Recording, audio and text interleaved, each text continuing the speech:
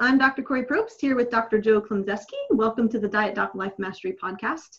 We're in our macro mastery segment today, and we're talking planned higher carb days. Hi, Joe. How are you, Kori? Been a few days. It has been a few days. We're into 2019 now. I'm pretty excited about it being a new year, and we have some pretty fresh goals that we're moving into also. Yeah, as a business and personally. Right, absolutely. And I've seen a lot in social media where people are just making fun of the whole New Year's resolution thing, which always happens. Mm-hmm. So a lot of satire and comedy, people doing all kinds of stuff, talking about New Year's resolutions and all that. Yeah. But I personally love that feeling of a clean slate. I wish we had a New Year's like every month, because I just start cleaning and purging and organizing, and I'm like, okay, this is going to be my best year ever. And I get ready for it. I get excited. There is, for me, there's nervousness and there's excitement kind of all wrapped into one. I don't set resolutions, but I definitely review the past year and I reflect upon what I want more of or less of and what needs a different or a shift in focus. So absolutely. Yeah, I do too. I'm excited. So I even got some new ways of organizing things. I got some new glass whiteboards, different little things around my office so I could have my lists and my projects all separate and in the right place. So we'll talk about that maybe in an upcoming episode. Yeah, awesome. So today, the reason why I want to talk about planned higher calorie days is because I know we're probably all feeling a little squishy and gross after the holidays. I've had a few clients, or all of my clients, email in some kind of a crisis mode, and I'm repeating myself a lot. I'm saying, yeah, that's, what can you expect after this many holidays in a row? It's fine. We'll be okay. Let's just get back on track. And I certainly gained 2 or 3 pounds over the holidays, and I'm feeling that. And so I thought, okay, everybody's going to be working extra hard, whether it's a New Year's resolution or just getting back on track. But sometimes we overdo that, and we start trying to over diet, over perform, and we need to have these breaks. So I want to talk about the how, the why, the when, the what, all those questions around a higher calorie strategy. Whether you do it 1 day a week or 2, or there's all kinds of different ways to do that, and some new interest. I think some new studies are going to be done soon. So I thought it'd be a good time to talk about that and make sure that we have them mapped out for the year. Sounds good. Let's dig in. Okay. So I historically have always done kind of a 1 higher calorie day per week for people.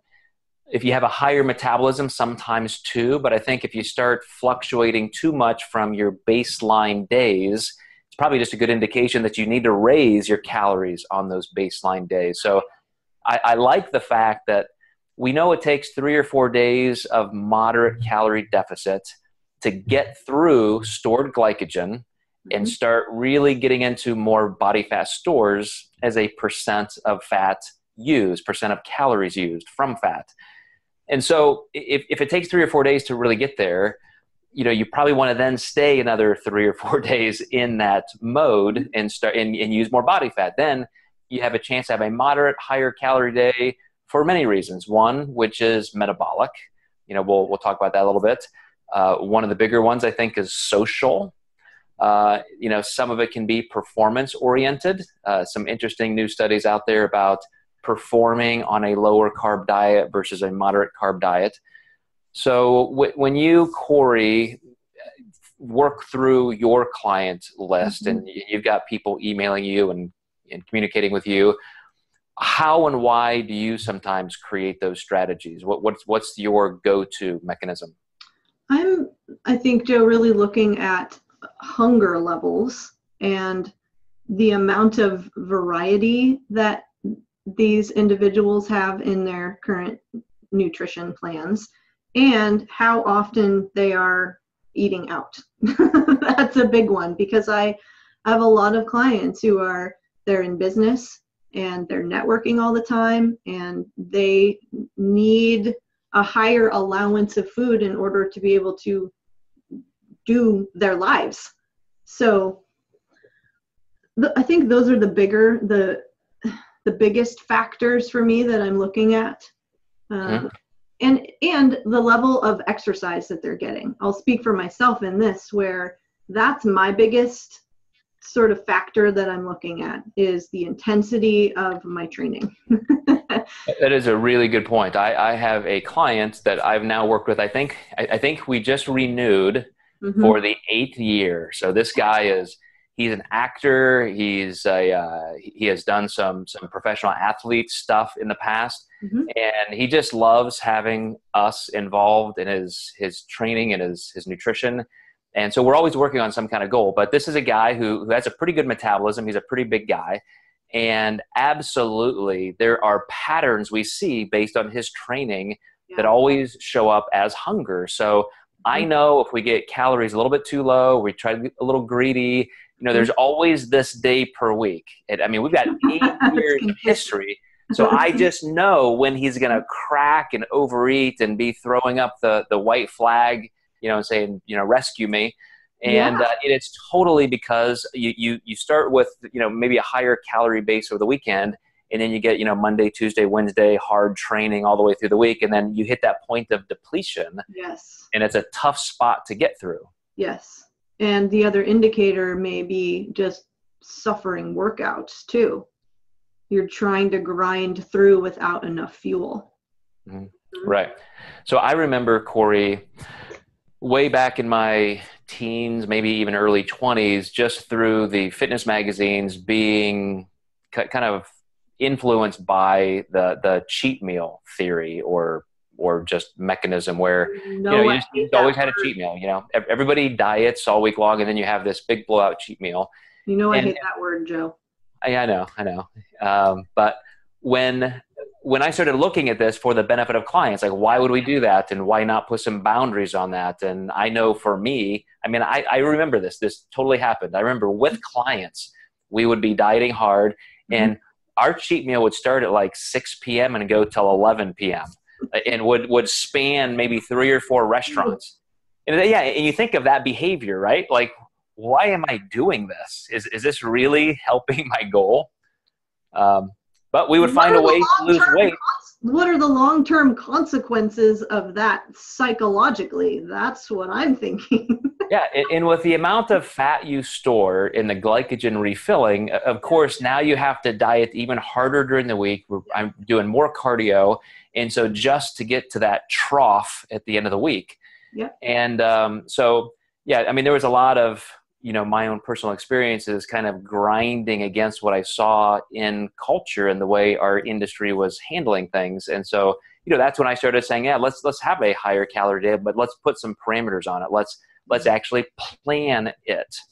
So in terms of, having that planned higher calorie day, I think it's completely reasonable to say, well, if this is my baseline and this is tolerable, I'm doing fine, I'm meeting my goals, what would happen if I add just 100 grams of carbs once a week? What if I can make that 150? Maybe I'm going to add, 15 or 20 grams of fat just so that I can be a little bit nicer of a meal. I can go out and have a steak or something. So not just 5 baked potatoes. To your point, you have to know yourself, or if you're a coach, your client, and know their body, know their goals, and say, we do want this to be a good social thing. We want it to be able to fit with those holidays or those birthday parties or something like that.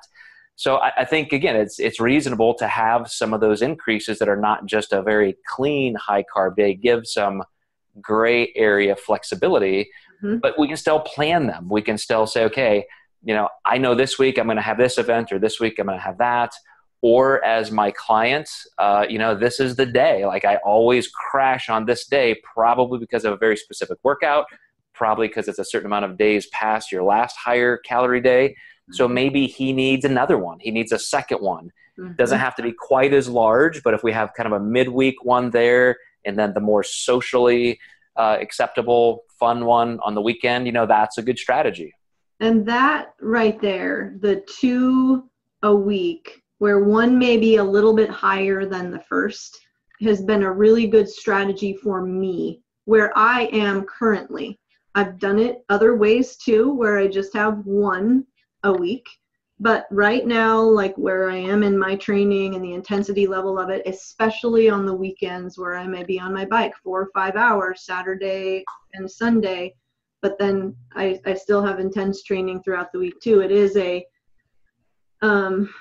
it's a midweek and weekend strategy. Yeah. So I know 3D Muscle Journey, and I'm going to specifically give the credit to Eric Helms because I think this was his idea.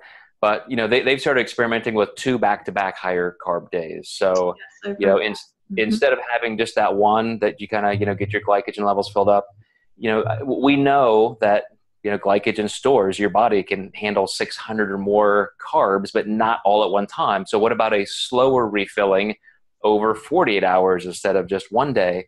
And I think that really has some good merit. And I would love to see some studies on that because I've used that kind of format a lot for maintenance strategies because of just the simple difference of schedules for most people's work week and weekend. So let's say that Monday through Friday, you're at work and this is what your schedule's like. We can make a food plan that matches that perfectly. Yeah. Then on the weekends where there's going to be a schedule change of some sort, let's plan that higher increase. And when I would diet cyclically as a professional bodybuilder, I would always intentionally make Saturdays my higher calorie day if I was just doing one a week. Why? Because I wanted to have a good weekend. I didn't want to be over dieted and grouchy and tired on the weekend. That was my time off from work. So I wanted to feel more alive. So I think that's another just good social cue on how you can handle that. Joe, can you say a little bit more without getting, you know, too much into the weeds here about that 600 grams of carbohydrates that you can add without it being detrimental? Yeah, with our, you know, liver glycogen storage capacity and our muscle tissue, you know, it could be anywhere from 400 or 500 for a small frame person all the way up to, you know, potentially even over 1,000 grams of carbs that we can store in our glycogen storage in our body. But you can only assimilate so much at a time. You can't just say, oh, I'll eat 500 grams of carbs right now because you're going to have some stored body fats, you know, from that. So, you know, there's a certain amount you can use contextually depending on your genetics and the pattern of your day, your training times and all that. So, you know, I would say for most people, here's where you're kind of getting both sides of a coin. When you're dieting and you're in that consistent calorie deficit, I think it's good to have a big meal that's satisfying and that does allow for some glycogen synthesis. So it would not be abnormal for me to say if your normal diet is maybe 200 grams of carbs and I'm saying go to 300 one day a week, well, you could put 75 or 100 grams of carbs in one meal. That's just like that's a 12-inch sub at Subway. Like you could eat that. That's not, you know, horrible. But if you're going to plan on, you know, 150 or so grams of carbs 2 days in a row, you can still have that one big meal, but then you might want to space out the rest of those carb increases so that you are truly just increasing glycogen storage without the risk of body fat storage. Yep. That makes sense. So what I want to do, Kori, for our next one, I mean, today I wanted to title this Planned Higher Calorie Days. And I think tomorrow we should do one called Planning. Okay. And then we can get into more of the different types of foods and why. You know, we'll get into why you might do things a little bit differently. But and then we can move on to some cool motivational mastery and fitness entrepreneur stuff. Yes, sounds good. Awesome. All right, guys, thanks so much. We do hope you're going to have an awesome new year. We got some big stuff planned. One quick little plug. I mentioned Eric Helms. His new books, the Nutrition Pyramid and Training Period, are out. And I was so fortunate to be asked by him to write the foreword for the nutrition book. So in my feed, we have a link that you can go and get those. But also, Kori and I are doing some really cool things. We've got a lot of great podcast topics lined up. We're doing some different things with our clients. So you guys have probably seen the launch of the Metabolic Map. Check that out. It's a whole new platform system for the way we're going to be communicating with clients, getting a lot more consistent communication, just some really cool high energy camaraderie in this team coaching type platform. I'm doing a new Instagram video journal because everybody says I need to show up more in my social media, which I don't like, but I'm going to try. We want to know you. I'm gonna try. We'll see how long it lasts. By February, I could be back in my cave, and we'll see. All right, guys, thanks so much. Check all that stuff out, and we will catch you next time for planning higher calorie days. Thanks, guys.